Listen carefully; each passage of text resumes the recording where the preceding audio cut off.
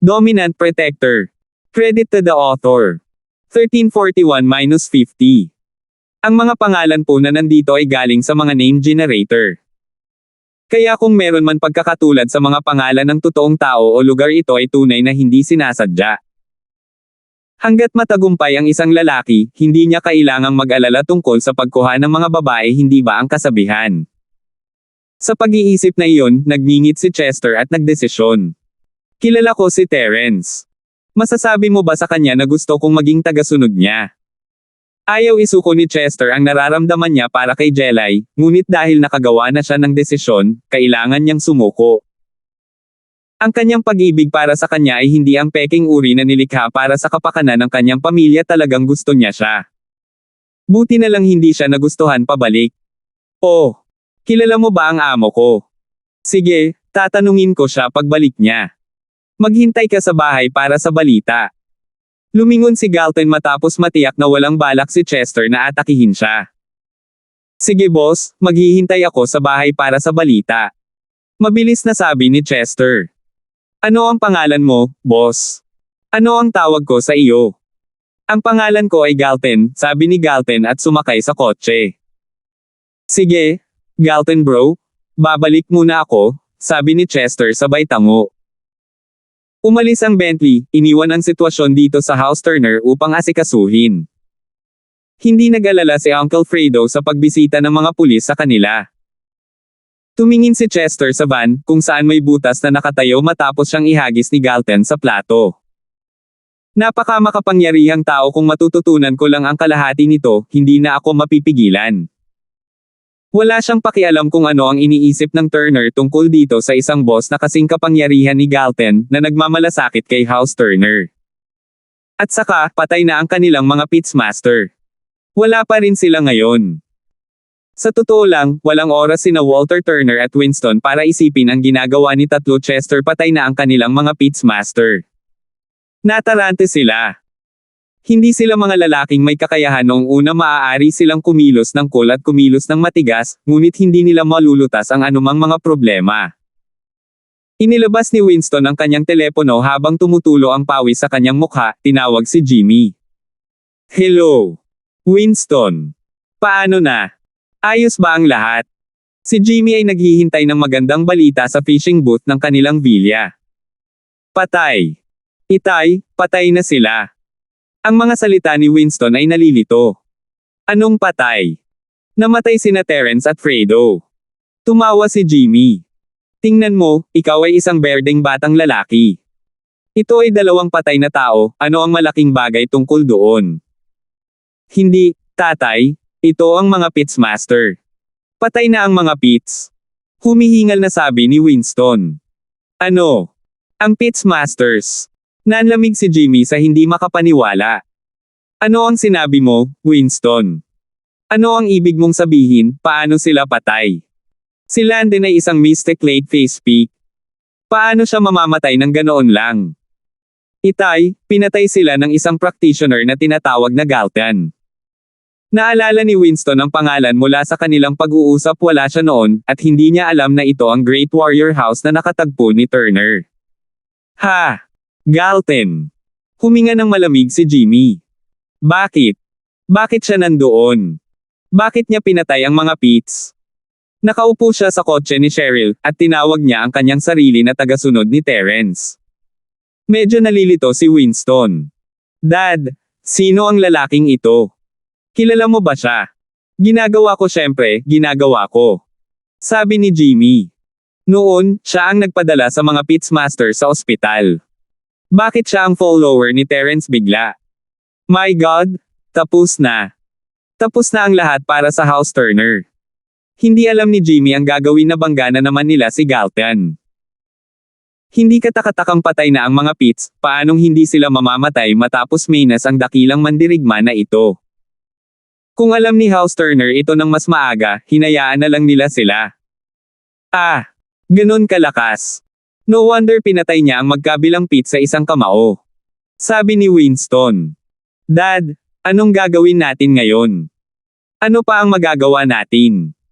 Hihintayin natin ang house pits na bumaba sa atin. Nag-aalala si Jimmy. Paano mo ginawa ang iyong pananaliksik? Bakit hindi mo sinabi na ang dakilang mandirigma ay nasa bahay din ni Terence? Yun. Hindi ko siya kilala, paano ko malalaman na napakalakas niya? Wika ni Winston.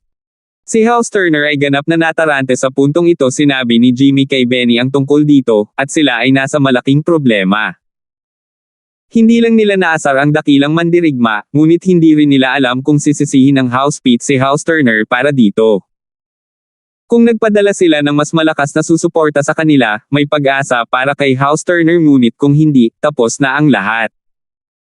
Kuya, sa palagay ko ay hindi natin may tatago ang balitang ito, baka dapat nating tawagan ang House Pete at maging tapat tungkol dito.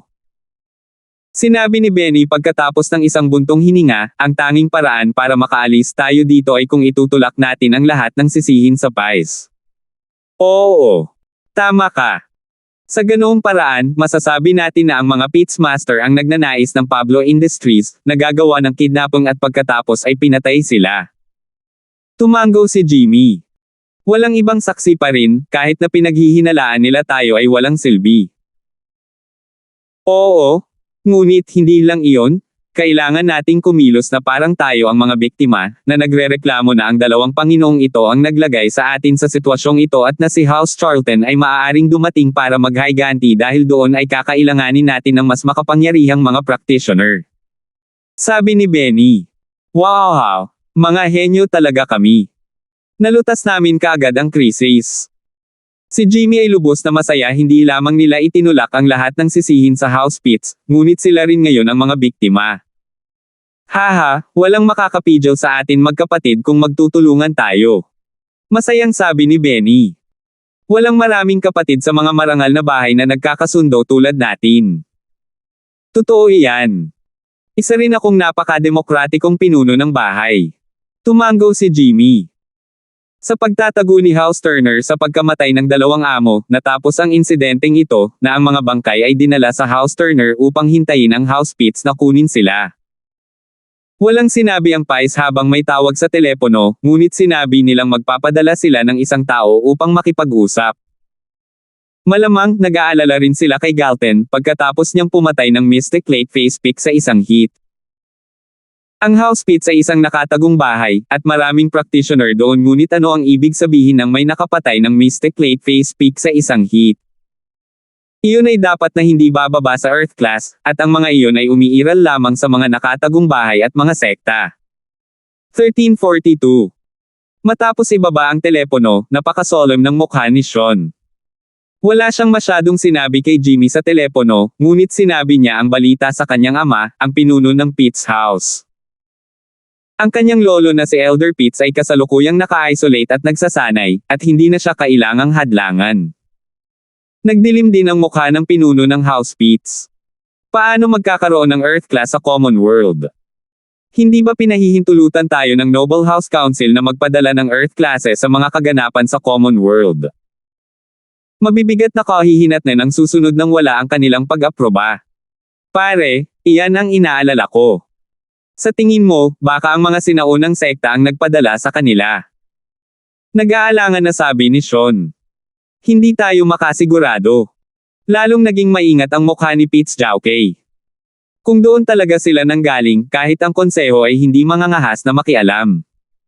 Kung gayon, ano ang dapat nating gawin? Maingat na tanong ni Sean. Bago maunawaan kung saan nanggaling ang mandirigmang Galton na ito, maingat tayong tatahakin sa ngayon. Ikinaway ni Jack ang kamay niya. Sa mga araw na ito, nakapasok kami sa Starfield, at nagsaliksik ako.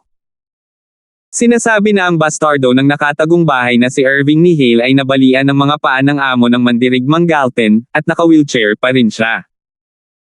Kailangan nating tandaan na si House Hale ay kapareho natin, sila ay isang nakatagong bahay, kailangang may matatapos na background kung ganito sila Terence Linford. Oo. Hindi ko akalain na magiging walang ingat si Landon para labanan si House Charlton na magdadala ng gulo sa kanilang sarili. Napabuntong hininga si Sean. Kasalanan din namin ang hindi pagpapaalala sa kanila. Nag-imbestiga ako sa kasalukuyang larangan ng paglalaro ng Starfield, at wala akong oras na paalalahanan ang House Pits bago sila kumilos. Sinabi ni Jack, kukunin natin ito bilang isang aralin kung gayon huwag gumawa ng anumang walang ingat na paggalaw bago ang karagdagang pagmamasid. Tama, Ama, nabalitaan ko na malapit nang umalis si Woody sa mga bundok, at natanggap na niya ang pag-aproba ng konseho ng Noble House. Papasok siya sa karaniwang mundo upang harapin ang amo nitong Galton warrior na si Terence, hindi ba? Hindi ko naisip iyon, oo, angkop iyon.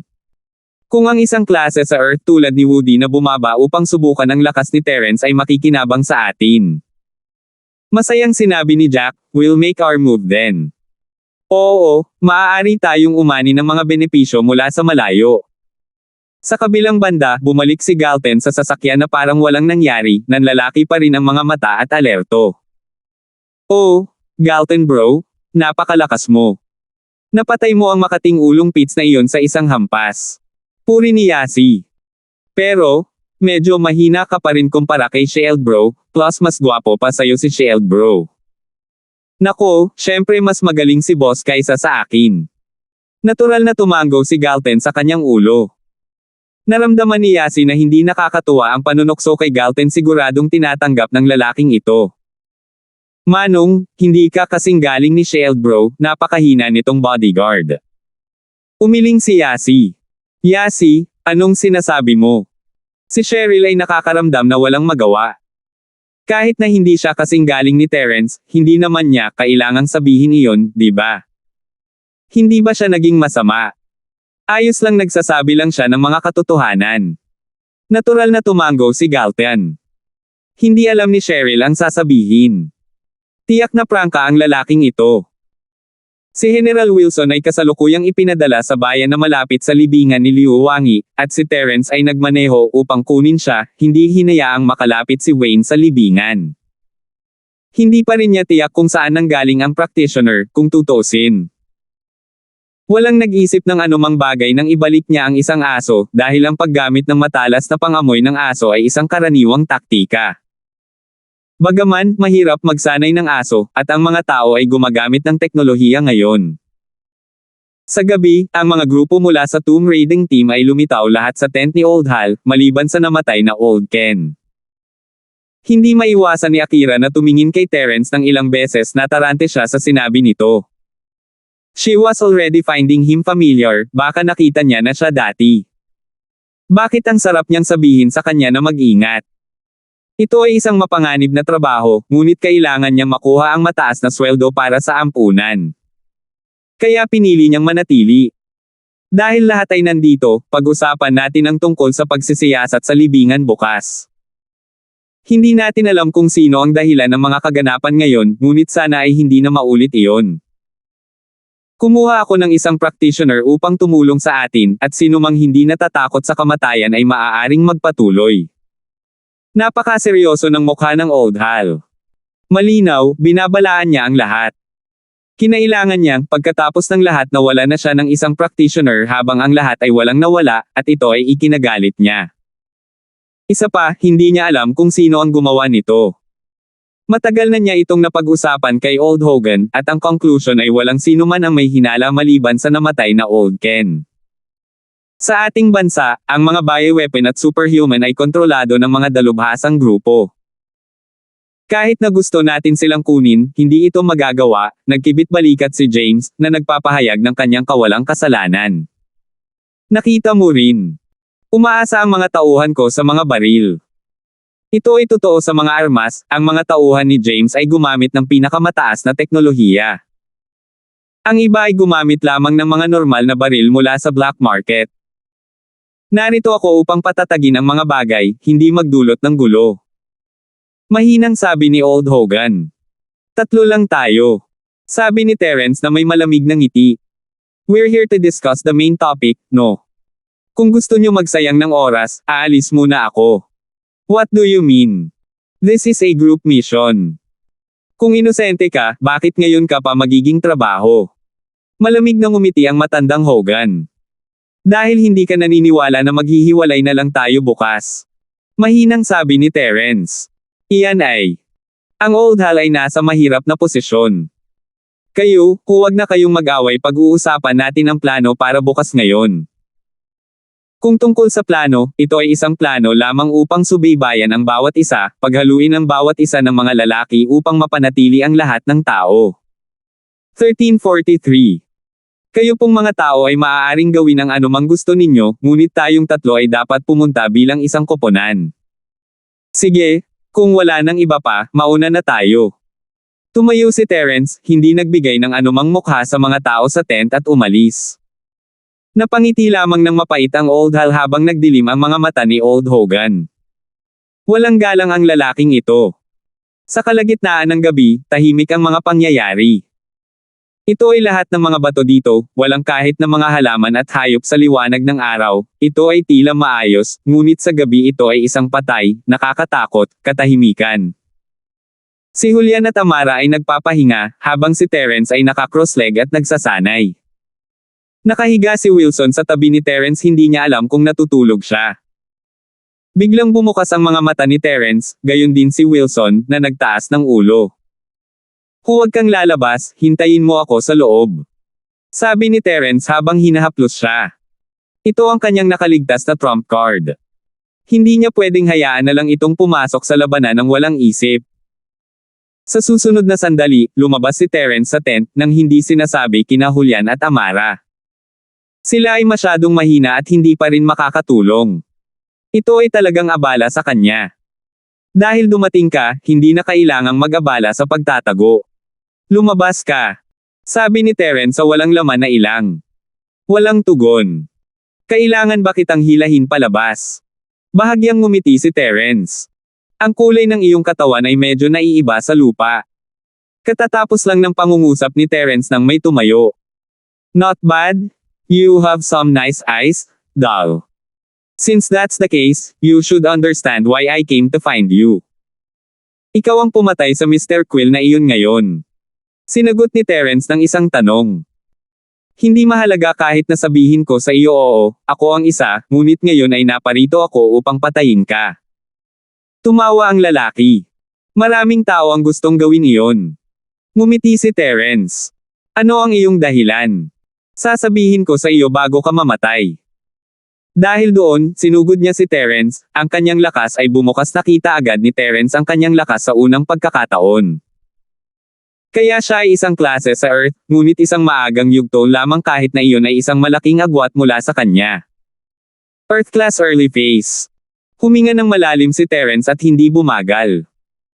Earth Class ito, iba sa mga kalaban na nakaharap niya noon, hindi pa rin siya nakakalaban ng isang taong mas malakas kaysa sa kanya noon.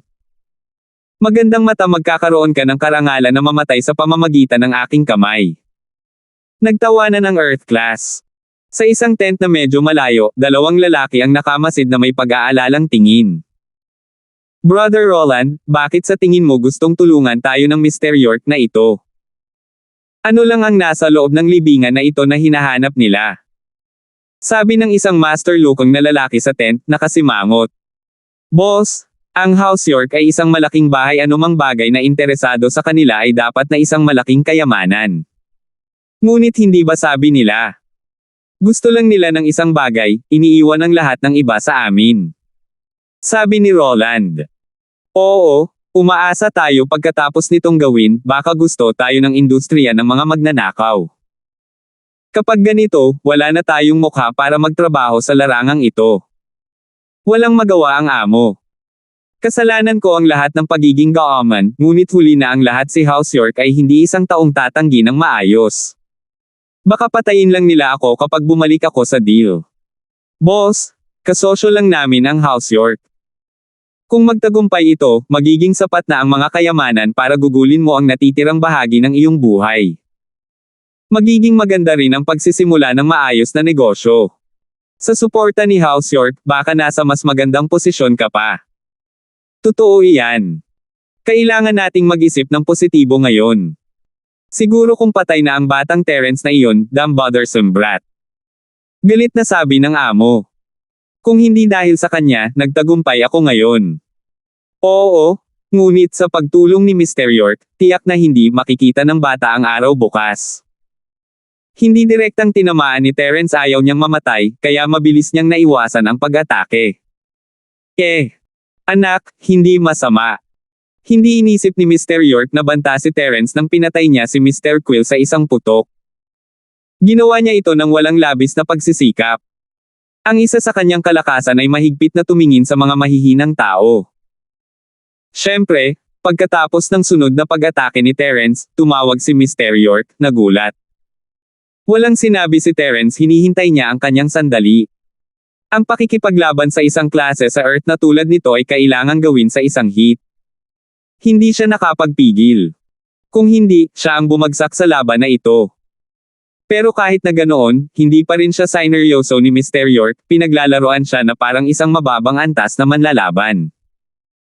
Ang kanyang mga galaw ay mayabang at parang karangalan ni Terence na mamatay sa kanyang kamay. Si Terence ay umiwas muli, ngunit ang kanyang mukha ay natakpan ng chi ni Mr. York, ang kanyang kanang pisngi ay namula at namaga bigla. Sumikip ang puso ni Terence, medyo chi lang. Isang hit ni Mr. York, tapos na. Bata, napakahina mo, hindi mo kailangang umiwas, ang pagpatay sa iyo ay kasing dali ng pumatay ng langgam. Natawa si Mr. York nang makita ang pisngi. Paano ba? Masakit ha? Walang ibang sinabi si Terence, ngunit ang kanyang puso ay tumitibok, tila kailangan niyang gamitin ang energy bomb ng mas maaga kaysa sa inaasahan. Mas mahirap harapin ang Earth class kaysa sa inaasahan niya, at kahit na nakilala niya ang mas malalakas na tao bago, ang gap ay hindi ganoon kalaki. Nagpasya si Terence na gawin ito ngayon. Sinimulan niyang i-channel ang kanyang Art of Dragon Mastery, pinipilit ang lahat ng kanyang enerhiya. Nasa kanya ang Jade Space, ngunit hindi siya maglalakas loob na pasukin ito kapag nakikipaglaban sa isang kaaway. Kaya lang niyang i-compress ang chi na meron siya. Nang makitang hindi tumatakbo si Terence, ngunit patuloy na tumitig sa kanya ng malamig, nakaramdam ng inip si Mr. York. Gusto niyang tumakbo si Terence para masampal niya ang kanyang likod para sa kasiyahan, ngunit bakit tutol ang lalaking ito? Boring. Sige, bata, ibigay mo sa akin ang iyong buhay. Tapos na si Mr. York, handa na siyang wakasan sa isang shot. Ang batang ito ay isang one-hit kill lang sa kanya kung tutuusin. 1344. Iba ang antas ng Earth class sa kanilang mga mata, ang Mystics at Goldens ay parang mga langgam. Sa sandaling pumasok ka sa Earth, ikaw ay ibang buhay. Ito rin ang dahilan kung bakit ang mga nakatagong bahay at sekta lamang ang may mga klase sa Earth. Ang dahilan kung bakit hindi sila pinayagang pumasok sa karaniwang mundo ay masyado silang mapanganib. Ito ay isang yugto kung saan maaari silang maghanda para pumasok sa Sky Class. Matapos makapasok sa Sky Class, hahaba ang kanilang buhay, at ito ang nais ng lahat ng mga master ng Earth Class. Kung tungkol sa anumang bagay na higit pa riyan, hindi man lang sila naglakas loob na isipin iyon, dahil may mga nauna nang hinahabol ng mga tao ang karagdagang kapangyarihang iyon, na nawala ng walang bakas. Sigurado ka bang mapapatay mo ako sa isang putok?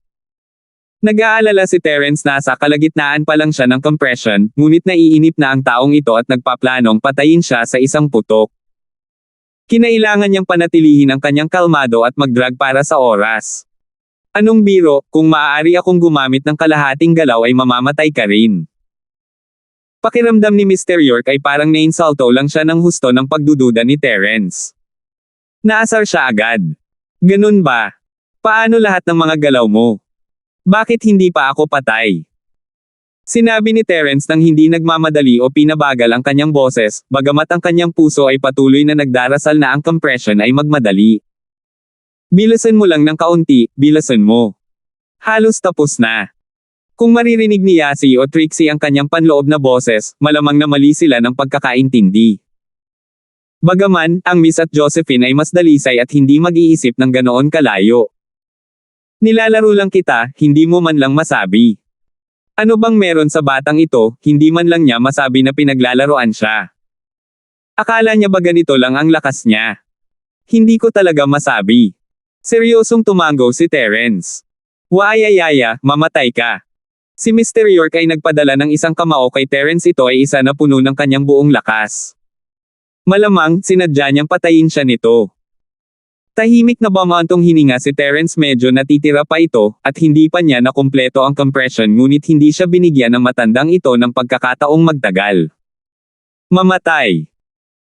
Naiwasan ni Terence ang singil sa pamamagitan ng pag-atres, pati na rin ang paghampas ng kanyang energy bomb bago tumalon ng mabilis. Hindi sapat ang hakbang na ito para patayin si Mr. York, dahil kahit na ang fully compressed energy bomb ay hindi pa rin sapat, lalo pa ang isang hindi kumpleto. Malakas ang impact para magising ang lahat, at sa oras na lumabas silang lahat, hindi naisip ni Terence na magpapatuloy sa pakikipaglaban si Mr. York.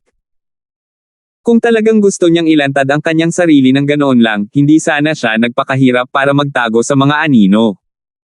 Papatayin na lang niya ang lahat sa sikat ng araw. Iyon ay walang mahirap para sa isang klase sa Earth sa lahat. Dapat ay mayroon siyang isang uri ng layunin para sa raiding group. Isang malaking pagsabog ang sumabog na naging pulang putik ang kanang braso ni Mr. York, ngunit sa pananaw ni Terence, ito ay isang bagay na maaari pang gumaling, ang braso ay magagamit pa rin. Ang pinsala ay hindi sapat. Pero nasiyahan pa rin siya. Pagkatapos ng pagsabog, mabilis siyang umatras sa sarili niyang tent, sa pag-aakalang mabilis na magtatago si Mr. York. Ang impact na iyon ay hindi kasing lakas ng ginamit niya noong kalabanan niya si Mason, ngunit isa na itong dumadagandong na tunog. Tanging mga bingi lang ang hindi makakarinig niyan. Hindi alam ni Mr. York kung saan ito nanggaling, paano nasugatan ang braso niya. Siya ay labis na asar. Why yaya, damn rat, you dare pull dirty tricks on me. Anong klaseng dark arts ito? Hindi kailanman narinig ni Mr. York ang tungkol sa isang bomba ng enerhiya, at ipinapalagay niya na gumamit siya ng isang uri ng modernong bomba o isang bagay, ngunit kahit na ang isang mystic ay maaaring magtaklob ng kanyang sarili sa chi at maprotektahan ang kanyang katawan, lalo na ang isang klase ng Earth. Paano kaya siya nasugatan? Natarante siya at naasar, pero alam din niyang gising na ang lahat. Kailangan niyang tiisin ang sakit at umalis kaagad. Ano lang ang ginamit ni Terence. Sa isang malapit na distansya na tulad nito, kahit na sa ilalim ng proteksyon ng kanyang chi, siya ay sumabog pa rin ng ganito. Ang mystic ay dapat na nasugatan din ng husto sa kanyang mas mababang proteksyon, tama ba? Sa pag-iisip na iyon, medyo gumaan ang pakiramdam ni Mr. York. Kumuha siya ng gamot sa bulsa niya at nilagay sa braso niya. Tama ang hula ni Mr. York, kahit na naranasan na ni Terence sa pagkakataong ito at umiwas siya paatras, isa itong hindi kumpletong bomba, ngunit nasaktan pa rin siya. Tiniis lang niya ito habang pabalik sa tent. Pagkapasok lang niya ay tumalsik siya ng malaking dugo, mabilis na nabawi ang neutral na mukha nang pumasok siya sa Jade Space. Gising din sina Amara at Julian mula sa pagsabog at makikita na sana kung ano ang nangyayari nang pumasok si Terence at dumura ng dugo bago umupo ng naka-cross leg. Gusto nilang tanungin kung ano ang mali, ngunit hindi sila naglakas loob na gambolain siya. Ilang sandali pa ay may lumabas na mga yabag mula sa labas na sinundan ng isang boses. Miss at Mr. Thieves, mangyaring pumunta sa tent ng Old Hal. Nagkatinginan sina Amara at Julian, ngunit lumabas kaagad si Julian at tinitigan ang mga tao sa di kalayuan. Ano ang sinisigawan mo? Kasalukuyang abala si Master sa ilang pribadong bagay. Sandali. Nakapos ang alipin pribadong bagay. Ano iyon? Napagtanto niya ito ay gabi, at marahil ang mag-asawa ay abala sa paggawa nito sa kama. Posible, hindi nakakagulat na hinayaan nilang magbantay sa labas ang dummy na ito. With that thought, muli siyang nagsalita. Hindi mo ba narinig ang malaking pagsabog na iyon? I did, pero hindi ko alam kung narinig ni Master. Hindi pa rin sila lumalabas. Mahinang sabi ni Julian. I see. Sige, pagtapos nila sabihin mo na pumunta sila sa tent ni Halbro. Iniisip ng lalaki na normal lang na hindi makakarinig ng mga kaguluhan sa labas kapag ginagawa ang aktibidad na iyon. Pumunta siya sa ibang tent. 13:45. Pupunta kami kung gusto namin. Ano sa iyo? Julian. What the hell? Umiling ang lalaki ni Halbro at walang magawang umalis, bumubulong. Ang mag-asawa ay naging maasim at mayabang, at ngayon ang kanilang tagasunod ay gayon din. Mabilis na ibinalot ni Mr. York ang kanyang braso sa gabi bago dumiretso sa isang tolda. Kuya York, nakabalik ka na. Ang braso mo. Ang mga tao sa tent ay masaya nang makita siyang bumalik, ngunit ang mga benda sa kanyang braso ay nabigla sa kanila. Ang moldite na lalaking iyon ay gumamit ng ilang dirty tricks, at minaliit ko siya, isa talaga siyang mystic class. Tumango si Mr. York. Di ba sabi mo hindi siya marunong ng kung fu? Yan. Mukhang namumutla ang mga tao sa tent. Elder York, talagang hindi ko alam na siya ay isang practitioner, lalo na ang isang mistake. Hindi niya kailanman ipinakita ang kanyang lakas sa harap natin. Hindi natin alam. Ang batang iyon ay naglakas loob na makipaglaro sa akin gamit ang mga pampasabog. Kung hindi ako isang Earth class, nawala ang kamay ko na ito. Ngunit tiyak na nasaktan din siya ng husto dahil malapit na siya noong nangyari ang pagsabog, malamang na mamatay siya kapag hindi siya gumaling sa oras. Tumango si Elder York. Sinabi ko na dapat nating patayin silang lahat at kunin ang mga gamit sa libingan, at sinabi mong hindi. Please, calm down, Elder York. We have no choice. You have to understand that even if you are of the hidden house York, kung alam ng mga tao na pinatay mo sila, wala silang gagawin, pero iba iyon para sa akin. That time, the entire thieving world will blame me, and I can't handle that. Ito ang amo noon pa man. So kapag sinuportahan ka ni House York sa paggawa ng maayos na negosyo, sino ang gagawa ng kahit ano sa iyo? Sabi ni Elder York. Totoo yan, pero kailangan pa rin nating mag-ingat. Ang sabi ng amo, na iniisip na habang pinadali niya ito, paano kung abandonahin siya pagkatapos? Ano kaya ang gagawin niya noon? At saka, hindi nila siya maprotektahan sa buong buhay niya. Hindi niya gustong umiwas sa mga assassin sa buong buhay niya. Wala akong pakialam dyan, limitado ang pasensya ko. Kung hindi natin kakayanin ang mga taong ito bukas, gagawin ko ito sa aking paraan. Naiinip niyang sabi. Sige, susubukan ko ang lahat. Bamantong hininga ang amo. Boss, punta muna tayo. Malamang naka-assemble na sila. Sabi ni Roland. Tumango ang amo, at lumabas na sila. Sa loob ng tent ni Old Hal, nandoon na ang lahat. Pumasok din si Old Hal na may kasamang pinagkakatiwalaang follower.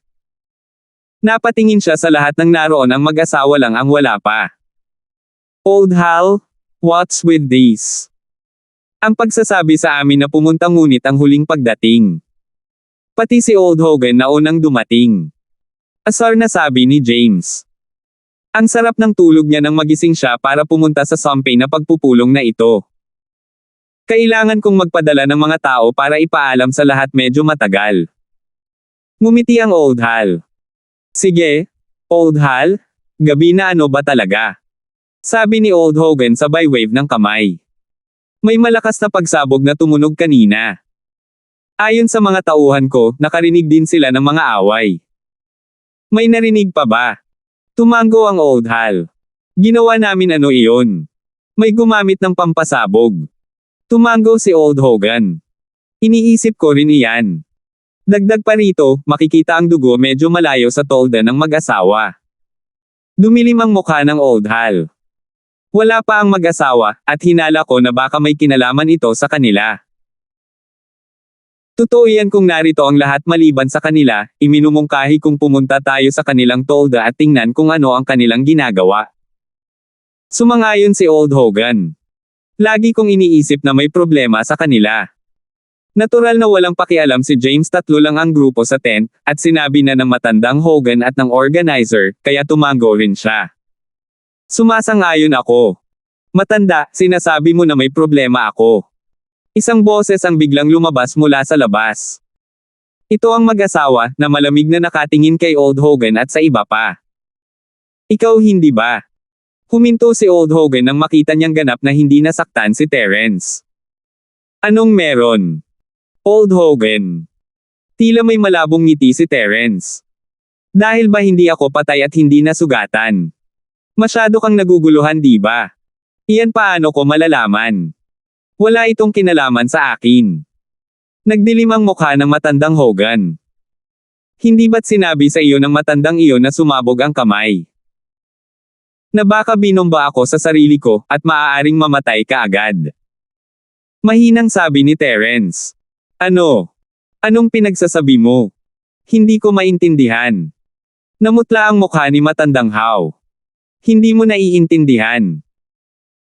Sasabihin ko sa iyo noon bago ako sinubukang patayin ng matandang iyon, sinabi na niya sa akin na ikaw ang nagpadala sa kanya, ngunit siya ay masyadong mayabang at hindi nagawang patayin ako at ngayon alam ko na ang impormasyong ito kahit na ano.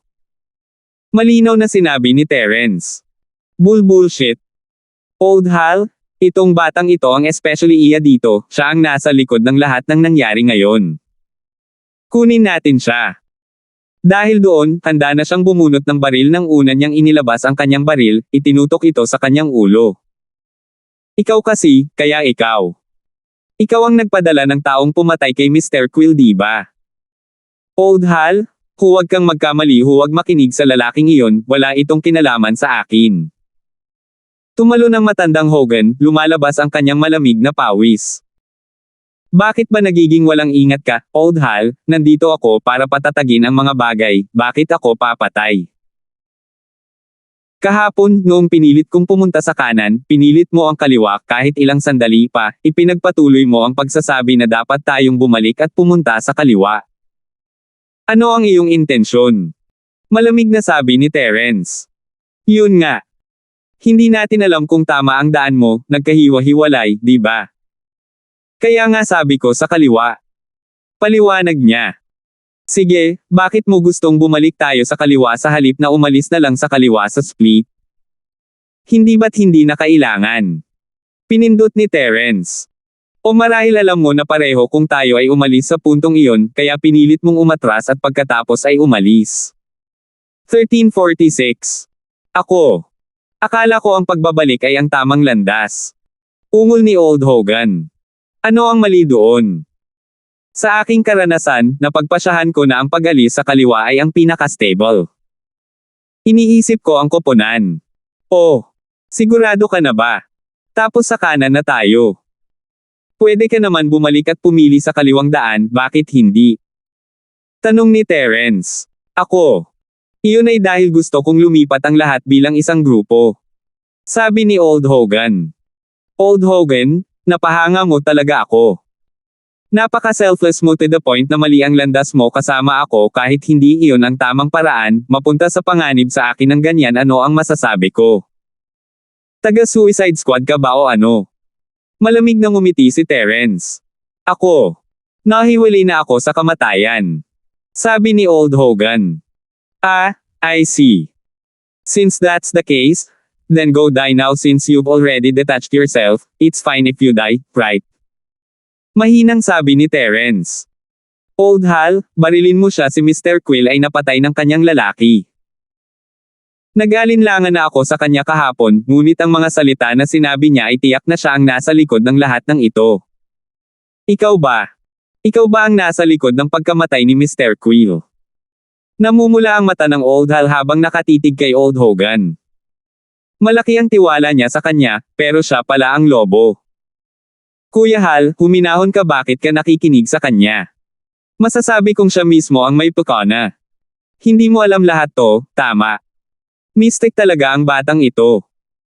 Isipin mo, isang mystic na pumapatay ng Golden Class. Ganon kadaling cake. Nagpapanik na si Old Hogan, ang Old Hal na ito ay hindi makatwiran, siya ay isang walang ingat na lalaking nakapatay, sana si Ken. Ikaw ay isang mystic. Tumigil ang Old Hal, nakatingin kay Terence. Sinasabi ko, Old Hogan, napakahusay mo dito, hindi ba? Hindi ko sinabi kahit kanino ang tungkol sa antas ng aking lakas, ito ay palaging isang sekreto, tanging ang practitioner na klase ng Earth na kakalaban lang sa akin ang nakakaalam tungkol sa aking lakas, at natutunan mo na ba ito? Ikaw ba ay isang master of deduction, o naririnig mo mula sa 1,000 milyang tainga? Mapanuksong sabi ni Terence. Ano? Nanlaki ang mata ng Matandang Hogan, nagulo siya ng husto. Oo. Ang taong ito ay hindi kailanman nagsabi ng anumang bagay tungkol sa pagiging isang mystic, at kahit ang mga tao sa kanyang industriya ay hindi alam paano malalaman ni Old Hogan ang alinman sa mga iyon. F***sake. Hindi na nag-alinlangan pa ang Old Hal, hinaila na niya ang gatilyo. Sa isang putok, nagkaroon ng madugong butas sa ulo ni Old Hogan para sa mga magnanakaw na tulad nila. Gayunpaman, ang pagpatay ay hindi isang bagay na hindi nila kilala. Bahagyang umawang ang bibig ni Amara, gusto niyang pigilan si Old Hal sa pagbaril, ngunit wala siyang katwiran. Hindi niya hahayaang malantad ng ganito ang kanyang pagkatao. Masayang ang lahat ng pagsisikap niya noon. Hindi lang siya mabibigo na mahuli ang mga taong ito, ngunit malalagay din sila sa panganib. Nang lumuwa si Terence ng dugo at nagpahinga saglit, tumayo siya, na may isang pangungusap, sobrang nasaktan ako, huwag kang gumawa ng anumang bagay na walang ingat. At, upang maiwasang maghinala sa kanya ang Old Hal, tiniis niya ang sakit at pumunta sa tent kasama sina Amara at Julian. Bagamat si Terence ay pumasok sa Jade Space upang mabilis na ayusin ang kanyang pinakamahalagang bahagi, ang pagbawi ay hindi isang bagay na matatapos ng ganoon kabilis. At sa sandaling ito, tinatakot lang niya ang mga taong ito, hindi man lang Golden Class ang lakas niya ngayon. Nagkibit balikat si James, ngunit isang pangit na ngiti ang lumitaw sa kanyang mukha, dahil naputol na natin ang daga, ang iba ay inosente, pag-usapan natin ang mga plano para bukas. Salamat, magnanakaw. Itinabi ng Old Hal ang kanyang baril at itinaas ang kanyang kamao para kay Terence. Si Mr. Quill ay isang bodyguard na kinuha ko, ngunit malaki ang naitulong niya sa akin noon, ngayong naipaghiganti ko na siya, dapat akong magpasalamat sa iyo. Gayunpaman, ang mga magnanakaw ay mga magnanakaw, maaari silang magpasalamat sa panlabas, ngunit itatago pa rin nila ang mga kalakal sa kanilang sarili. Ang mga taong ito ay lahat ng mga sakam, kaya hindi itinapat ni Terence ang kanyang pasasalamat. Nag-wave lang siya ng kamay bago umupo ng seryoso. Ha, itong basura, mabuti pang patay, hindi ko na kailangang magtago sa anino. Dahil patay na si Lil, Hogan Boy, sasama ako sa inyo.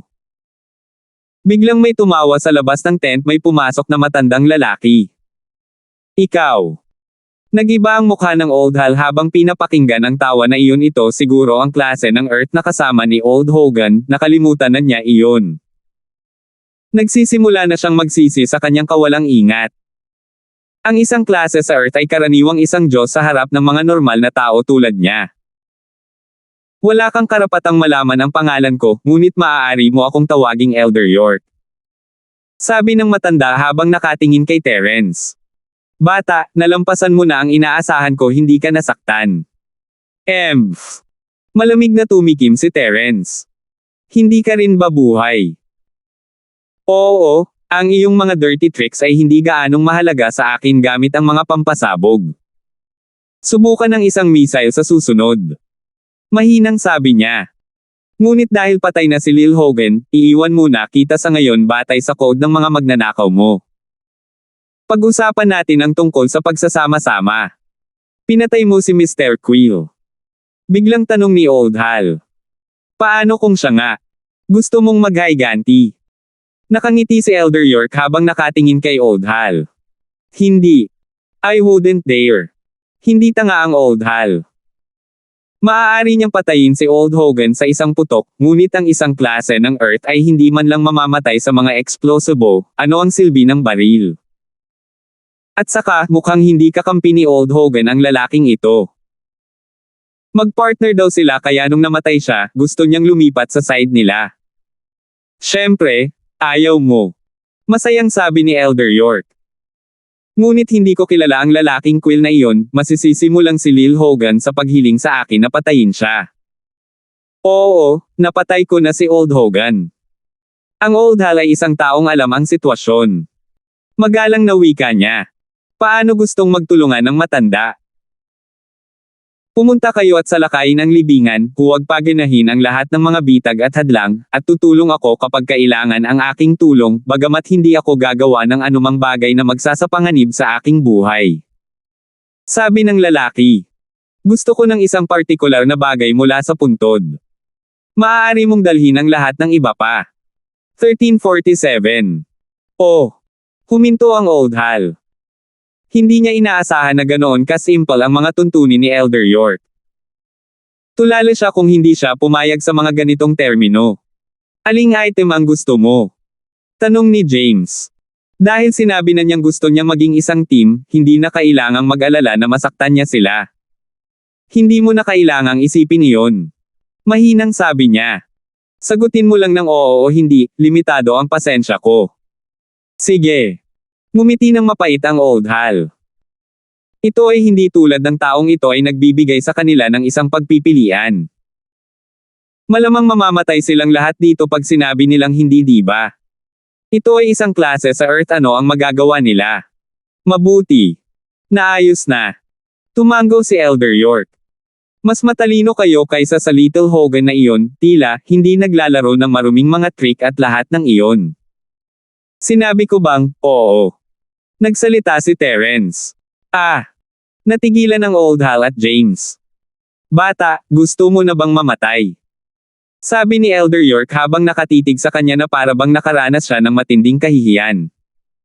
Huwag mong isipin na hindi kita papatayin. Hindi mo ako mapapatay. Kahit papaano, gagamitin ko ulit ang chi bomb ko at sasabog ka, mahinang sabi ni Terence. Chi bomb. Huminto si Elder York. Gumagamit ka ng chi, hindi pampasabog. Tanga ka ba?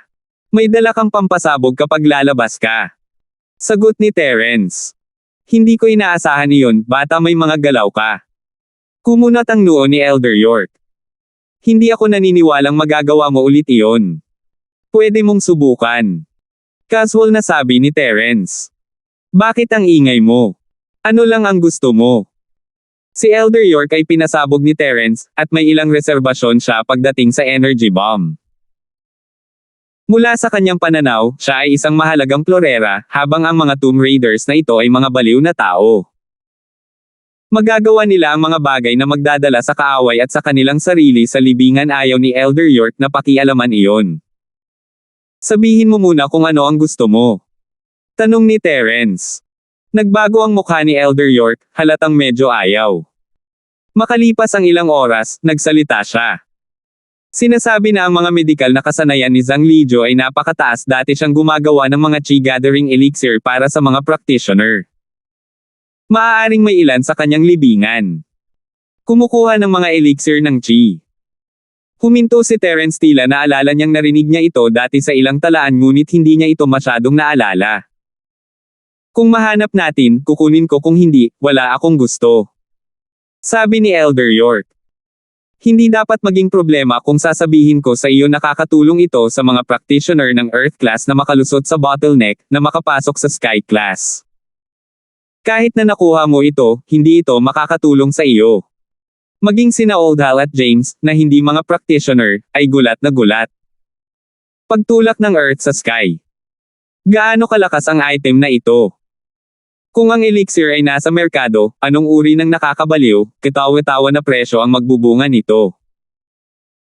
Ang mga nakatagong bahay at mga sekta ay mag-aagawan sa isa't isa, sinusubukang makuha ito anuman ang presyo. Masasabing ang buong halaga ng libingan ay hindi kapareho ng halaga ng isang bagay lamang na ito. Ngunit, ang pagkuha ng elixir na ito ay hindi isang bagay na gustong makuha ng mga normal na tao tulad ng mga Tomb Raiders. Ito ang larangan ng paglalaro ng mga nakatagong bahay at mga sekta, hindi ito ang kanilang mundo. Hindi nila kakayanin ang mga negosyong ganyan. Ang mga taong ito ay pumatay ng hindi kumukurap, mas higit pa sa mga Tomb Raiders. Ang mga bagay na ito ay mga bagay na naisip mo, ngunit hindi mo talaga napagdaanan ito. Ito ay masyadong maraming panganib at problema. Kung sila ay mula sa mga marangal na bahay o kung sila mismo ay mga practitioner, malamang na makipagnegosyo sila sa iyo ng maayos, ngunit kung hindi, ang isa ay mamamatay lamang. Sa kabilang panig, sina Akira, Amara, at Julian ay hindi rin makapaniwala may ganitong bagay sa karaniwang mundo. Oh, casual na tumango si Terence, paano kung dalawa? Isa lang ba ang kinukuha mo? Nagbago ang mukha ng matandang York, inis ang kanyang puso. Ano bang meron sa batang ito, bata pa lang ba siya? Kukunin daw niya ang item, pero kung dalawa iyon, natural, kukunin niya lahat. Hindi niya sinabi na kukuha lang siya ng isang unit nito. Ano pa? Syempre, kukunin ko yung isa, this is considered the same item. Tumango si matandang York. Ganun ba? Tapos maliban sa item na ito, wala ka ng ibang gusto. Umiling si Terence. Bumalik ka na sa iyong salita. Nahihirapan akong magtiwala sa iyong karangalan. Wala ka man lang dangal ano ang magagawa ko kung babalikan mo muli ang iyong salita. Bakit mo naman itatanong yan kung alam mo, wala ka namang magagawa? Ang matandang York ay naiinis ang batang ito ay may mga problema sa utak o ano. Ano ang lahat ng kalokohang ito? Kung gayon, inamin mo na may iba pang bagay maliban sa item na ito na interesado ka. Malamig na ngumiti si Terence. Kung tama ang hula ko, mayroon kang ibang bagay na mahalaga, higit pa kaysa sa item na ito, na ginagamit mo bilang isang harapan. Isang elixir na napakahalaga, at sasabihin mo lang sa amin ang paggamit nito ng walang pag-aalinlangan, hindi ka tanga, hindi ka ba nag-aalala na gusto namin ito? Simple lang ang layunin mo. Gusto mong ito ng atensyon namin sa ibang bagay para ma-filter namin ng tama ang isang bagay na mas mahalaga. Solemn na ang mukha ni Elder York, hindi niya akalain na pag-aaralan ito ni Terence ng ganoon kahusay, at ilalantad siya. Tama siya. May hinahabol din si House York. Ngunit ang ibang item na ito ay maaaring kopyahin, ayaw sabihin ni Elder York dahil baka humingi silang lahat ng kopya sa huli mahihirapan siya. Kung nakalabas siya ng ligtas sa puntod, wala siyang pakialam, nag-aalala lang siya na hindi ito magiging ganoon kadali. Hindi niya magawang mainas ang mga Tomb Raider na iyon sa puntong iyon dahil hindi niya alam kung paano lampasan ang mga panganib ng buong istruktura ng mag-isa. Katulad ngayon, madaling makapasok ngunit mahirap makalabas kahit bilang isang Earth class, hindi siya nang ahas na maging mayabang tungkol doon. Napagpasyahan niyang hanapin ang totoong bagay na gusto niya ng palihim at pagkatapos ay gamitin ang tableta bilang harap dahil ang bagay na gusto niyang maging ay maliit sa laki. Madaling ipuslit iyon para sa isang tulad niya. 1348. Naniniwala si Elder York na magagawa niya ito nang hindi napapansin ng mga tao kahit na si Terence ay isang mastiko, hindi niya ito palaging mapapansin, tama. Kaya't nagpasya siyang ibaling ang kanilang atensyon, na nagsasabi sa kanila ng isang bagay na hindi gaanong mahalaga. Gumawa pa siya ng desisyon na bigyan sila ng isa kung talagang gusto nila ito, ibigay ito kay Terence hanggat si Terence ay hindi nagdudulot ng gulo, ang mga taong ito ay hindi bagay sa kanya. Ngunit, hindi niya akalain na magiging napakatalino ni Terence. Minamaliit niya talaga siya this time. Kung alam niyang napakatalino niya, pinuntahan niya ang mag-asawa para makipagtulungan sa halip na ang tanga, how? Ngunit huli na, nasa magkasalungat na sila, at mahirap ayusin iyon.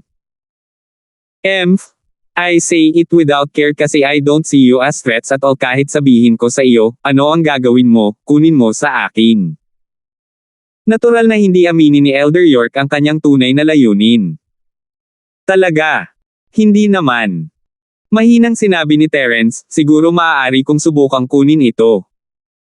Nakahinga ng maluwag ang Old Hal at James sa inasal ni Terence, masyadong agresibo ang lalaking ito, hindi ba? Kahit na siya ay isang mastiko, tila wala siyang anumang takot sa pakikitungo sa isang klase ng Earth. Gusto pa niyang kumuha ng gamit sa kanya. Bata, huwag mong isipin na hindi kita papatayin. Tumango si Elder York. Patayin mo ako. Halika kung gayon. Hindi mo ba narinig ang kasabihan? Ang pagpatay sa kalaban ay makakasira din sa iyo, hindi kita matatalo, ngunit hindi ako makakabuta sa iyo. Walang pakialam na sabi ni Terence. Halos masuka si Elder York, ano bang meron sa lalaking ito, suicide bomber ba siya o ano? Bakit ba lagi niyang ibinabato iyon, na sinasabing gagamitin niya ang kanyang buhay para lumaban hanggang kamatayan ng wala sa oras? Huwag mong sayangin ang oras ko, nilinaw ko kung ano ang gusto ko. Nakasalalay sa iyo kung magpasya kang magtulungan o hindi. Si Elder York ay hindi na gustong makipag-usap kay Terence. Ikaw ang humihiling na magtrabaho sa amin. Kung hindi mo sasabihin sa amin ang iyong layunin, hindi ka namin papayagang sumali. Giit ni Terence. Nawala ng malay si Elder York, naramdaman niya ang pagbagso ng kanyang dibdib dahil sa inihi. Gusto niyang bumangon at patayin ang taong ito, ngunit alam ng kanyang anak kung paano maglaro ng mga bomba ng enerhiya o kung ano paman, at ayaw niyang mapasabog muli. Para siyang dumb hedgehog, isang mahirap na hedgehog na hindi niya masuntok. Ngunit, hindi niya talaga masabi sa kanila ang kanyang layunin, ito ay masyadong mahalaga. Ang kanilang layunin ay hanapin ang recipe para sa paggawa ng chi gathering pill na iyon, na makikita sa mga tala ng Zhang Juli na iyon mayroon ding mga mid-class na chi gathering elixir, mga high-class na may mga recipe na nagdedetalye ng lahat ng mga ito. Ito ay mas malakas kaysa sa mga normal na elixir, at ang mga item na ito ay magbibigay daan sa nakatagong bahay na si York na maging pinakamakapangyarihang House York, hanggang sa punto ng pakikipagkompetensya sa mga sinaunang sekta mismo. Kung tatawagin nilang napaka-importante ang mga medikal na tala na ito, kung gayon mayroong isang bagay na mas mahalaga kaysa doon si Zhang Juli ay isang gamot ng master, at higit pa riyan, isang dalubhasa sa pagpino ng mga elixir. Ngunit ang propesyon na ito ay nawala ng mahabang panahon sa karaniwang mundo, at kapag pinag-uusapan ng mga tao ang tungkol sa mga refinement master na ito, naisip nila ang mga alchemist. Ang katotohanan ay, gayunpaman, na ang mga master na ito ay talagang umiral sa sinaunang mundo ng wulan na ang mga taong ito ang pinakamahalagang mapagkukunan ng mga sinaunang sekta, sila ay nakagawa ng ilang pagpapanumbalik, pagpapabuti, at pagbawi ng mga elixir na ibang antas mula sa mga normal. Napakahalaga ng kanilang kaalaman. Ang mga tabletang gamot na ito inakala ng mga normal na tao na kung mayroon sila ng recipe at sinunod lamang ito, maaari nilang gawin ang mga table tasks, ngunit hindi iyon ang kaso. Ang ganitong uri ng tableta ay higit pa sa sapat upang harapin ang mga sakit, ngunit sa kaso ng pagpapabuti ng antas ng lakas ng isang tao, ang uri ng gamot na nakabawi sa iyo sa napakabilis na bilis.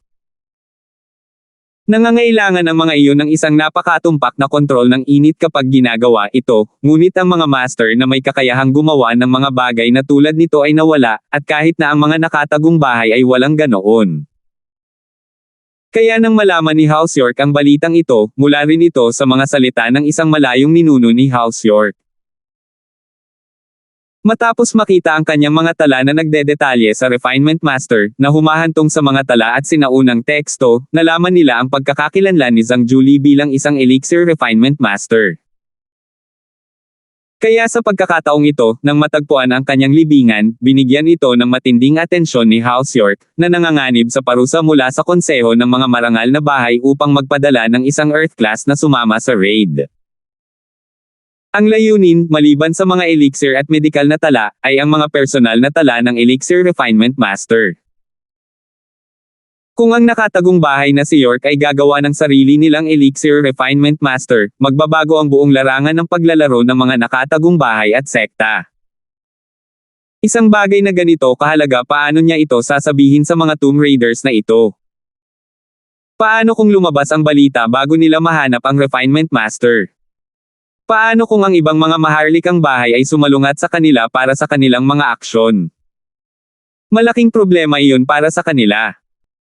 Mahigit 10 taon na ang nakalilipas, ang isang sekta ay nawasak ng ganoon-ganoon. Hindi ito isang sinaunang sekta, ngunit ito ay kasing lakas ng isang tagong bahay. Ito ay dahil ang batang master ng sekta ay may isang kayamanan na maaaring pinuhin. Ito ang umaakit sa lahat ng kaguluhang iyon. Kaya bakit mapoprotektahan ni House York ang mga personal na tala na ito ng Refinement Master?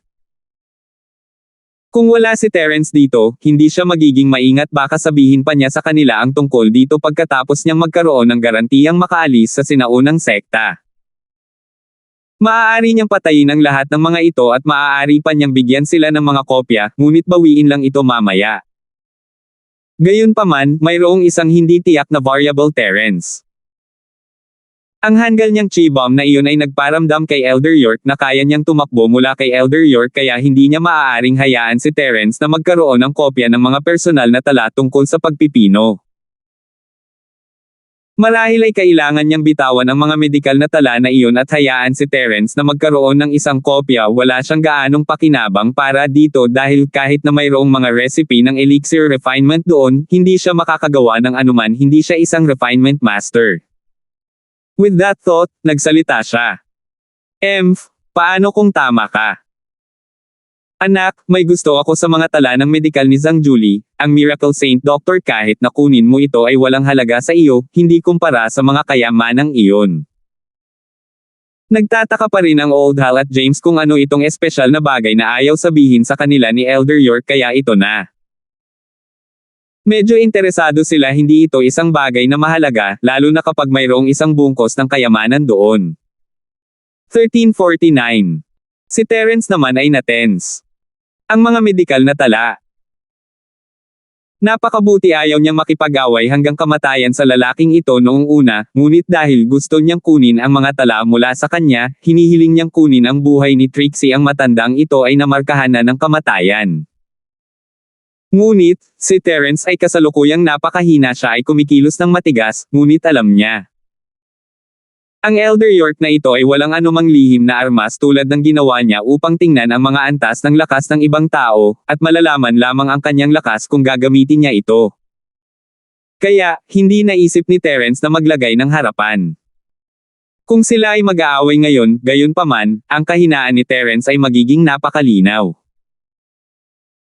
Kaya't kinailangan niyang tiisin ito kahit na nagiging aktibo na ang kanyang killing instincts dahil pinilit na niya si Elder York na sabihin sa kanila ang kanyang tunay na motibo, pagkatapos ay nagdesisyon si Terence na hayaan na lang siya sandali gagawa siya ng paraan upang maipasok siya sa libingan pagkatapos makabawi, na agad na pumatay sa kanya. Kaya nga, totoo, wala itong gaanong halaga, pero kahit ganoon, gusto ko pa rin ng isang kopya. Interesado din ako sa chi gathering pill na iyon. I wonder if I could have one if there are two of them. Ang layunin ni Terence dito ay upang gambolain si Elder York kung susuko lang siya ng ganito ngayon, maghahinala lang si Elder York. Buong araw siyang kumilos, at bigla na lang, ayos lang. Nagtagal si Elder York ngunit tumango. Para sa mga personal na tala, kailangan niyang mag-oo dito. Si Terence ay maaaring isang mystic lamang, ngunit siya ay isang sakit ng ulo at isang hindi tiyak na variable. Sige, pero kung isa lang sa mga tabletang iyon, iniinom ko ito. Sabi ni Elder York. Tungkol sa mga medikal na tala, maaari kang gumawa ng isang kopya kung gusto mo, ngunit mas mabuting huwag mong ipagkalat ito, hindi ka makikinabang sa paggawa nito. Deal. Tumango si Terence. Si James at Old Hal ay naiinggit sa pakikipag-usap ni Terence kay Elder York, ngunit wala silang magawa. Si Terence ay may lakas at kakayahan na suportahan ito, at wala sila. Dahil napagpasyahan na, sasamahan kita sa libingan bukas ng umaga. Nakahinga ng maluwag si Elder York pagkatapos ng kumpirmasyon mula kay Terence, lumabas ng tent na siyahan. Kinailangan niyang pumunta sa isang lugar at mabilis na ayusin ang kanyang mga sugat. Ang kanyang kaliwang braso ay napilayan ni Terence, at nawalan siya ng malaking kapangyarihan dahil doon. Tumayo si Terence pagkaalis ni Elder York. Mauuna na ako kung wala ng iba. Maraming lalaki ang nawala sa amin ngayon, kaya tungkol sa hiteng gantimpala sa libingan.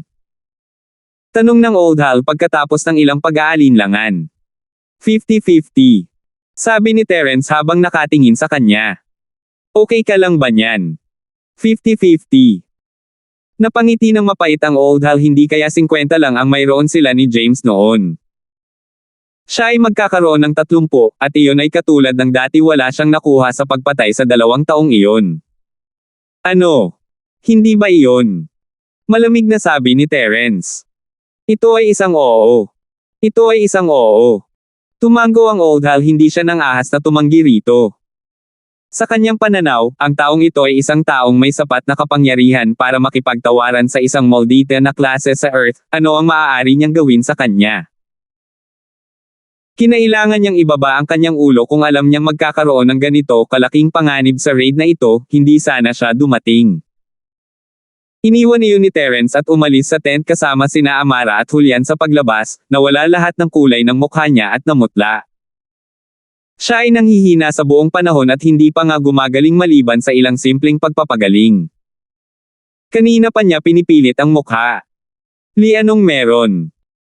Sabi ni Amara, mabilis na pinigilan ang sarili sa pagbigkas ng pangalan niya nang hindi sinasadya habang hawak siya nito. Wala lang, grabe talaga ang mga sugat ko. Mapait na ngumiti si Terence. Isang Earth class. Buti na lang at hindi ako namatay sa kamay niya.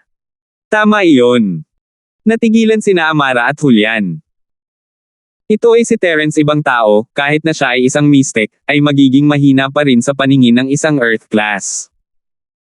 Hindi sila makakatakbo, lalo pa siyang makipagtawaran sa kanya. Si Terence lang ang makakagawa ng ganyan. Tila ang sinumang tao na may antas ng mystic na lakas ay hindi makakayanan ito. Lubos na humanga sina Amara at Julian. Pupunta ka pa rin ba sa tomb raiding, bukas? Nag-aalalang tanong ni Amara. Ayos lang. Dapat sapat na ang pahinga ng isang gabi. Ngumiti si Terence. Tara, tulungan mo akong bumalik, huwag mong hayaang may makakita sa akin. Sige. Tumango si Amara, tinulungan si Terence pabalik kay Julian. Nakahanap din si Elder York ng lugar para pagalingin ang kanyang sarili. Wala siyang oras para subaybayan si Terence. Nakahanap siya ng lugar at nagsimulang mag-practice. Pero maya-maya lang nag-ring ang phone niya, akala niya galing iyon sa tagong bahay, pero ito pala ang Common House York. Hello. Pinulot niya ng walang pag-aalinlangan. Yasexing, ikaw ba yan? Kuya, ako ito. Mabilis na sabi ni Leon. Kuya, bumalik ka mula sa House York, tama. Kamusta ang misyon, maayos ang lahat? Hindi naman may isang bata dito na isang mestiko, ngunit talagang kakaiba, talagang nagawa niya akong saktan. Leon, hindi ba sinabi ko sa iyo na hindi mo na lang ako tatawagan sa mission na ito? This is a secret mission, nasabi ko lang sa'yo, pero kahit ganon, mas maganda kung kakaunti lang ang communication natin. Ang nakatagong bahay York ay tatanggap ng mabigat na parusa mula sa konseho kung alam nila. Ay si kuya, tapos kapag tapos ka na, pwede ka bang pumunta sa bahay York para suportahan kami? Nabigo si Leon. Ang ating karaniwang bahay York ay hindi naging katulad noon pagkatapos mong umalis. Kung hindi ka pupunta at takutin ang mga kabataang ito, baka wala na tayo sa listahan ng Noble House.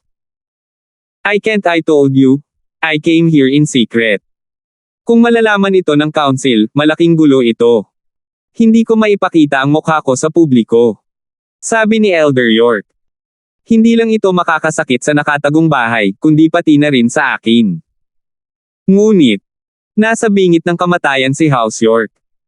Hindi sinasadyang, sabi ni Leon. 1350. Kung natapos ko ang misyon na ito na ibinigay sa akin ng tagong bahay na si York, tutulungan nila akong makakuha ng pahintulot mula sa konseho, at makakasama ako sa pulong ng Common Noble House. Sabi ni Elder York.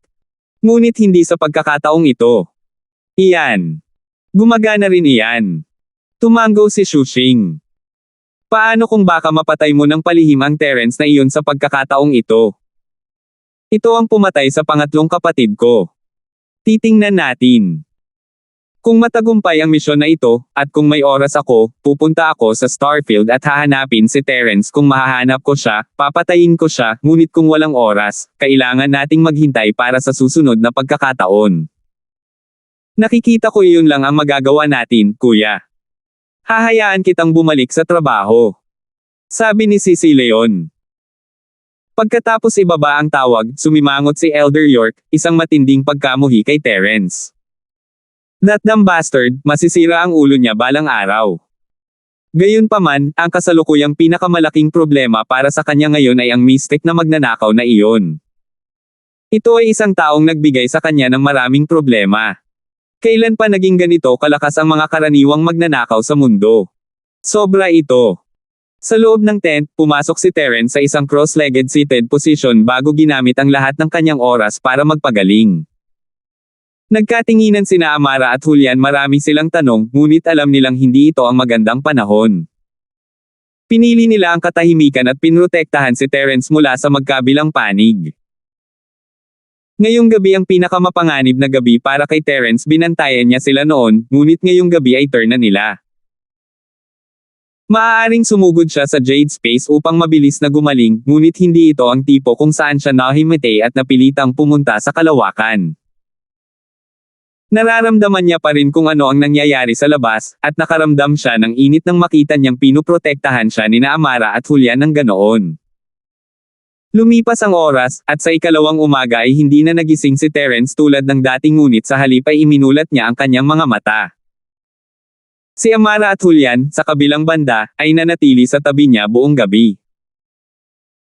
Sa kabutihang palad para sa kanila, sila ay mga taong sanay sa paghila ng mga all-nighter, at sila ay mga golden class practitioner, pati na rin. Ito ay hindi masyadong marami para sa kanila. Sa labas ng tent ay narinig ang ingay ng ibang tao na nagising, ngunit walang pumunta sa tent ni Terence para kunin siya. Nabigla na niya ang lahat kahapon sa kanyang pagganap, at hindi magiging pipi si Old Hal para hilingin sa isang tao na gisingin siya. At saka, hindi pa rin sumipot si Mr. York, ano ang silbi ng unahin mo si Terence? Pasado 10:00 na nang lumabas si Terence sa tent, naganap na ang lakas. Hindi masasabi ng isa na nasugatan siya kagabi. Late din dumating si Elder York, at bagamat siya ay itinuturing na isang henyo sa pagsasanay, ang chi dito ay hindi gaanong siksik kahit na sila ay nasa kabundukan. And so, nakabandage pa yung kamay niya. Pwede ba tayong pumunta ngayon? Mahinang sabi ni Elder York. Let's go, sabi ni Terence bago naglakad papunta sa lokasyon kahapon. Ang Old Hal, James, at Akira ay ang makinarya din para bumaba, ngunit sina Terence, Amara, at Julian ay lahat ay direktang tumalon kasama si Elder York papunta sa pasukan. Bahagyang naningkit ang mga mata ni Elder York nang makita niya sina Amara at Julian na tumalon kasama nila. Hindi niya inaasahan na ang dalawang ito ay magiging golden class late phase peak din. Malakas talaga ang grupong ito ng mga magnanakaw. Si Elder York ay pumasok sa nakatagong bahay York mula sa karaniwang mundo, at alam niya kung gaano kabihira ang isang golden class. Kahit na si Mr. Quill na iyon, na isang gininto ang klase, isa na itong hindi pangkaraniwang tanawin ngunit lahat ng tatlong ito ay mga practitioner. Hindi katakatakang dumating sila sa libingan na pagnanakaw sa napakaliit na bilang, hindi nag-aalala sa iba na lumalaban sa kanila sila ay mga practitioner. Ang lalaking iyon, lalo na, ay isang porcupine na hindi mo mahawakan ang iyong kamay ay ganap na duguan kung gagawin mo. Hindi masama, anak ang iyong mga tao ay mga practitioner din, golden class late phase peak, masyadong isang hakbang lang ang layo mula sa Mystic. Mahinang sabi ni Elder York. Salamat. Nakangiti lang ang isinagot ni Terence.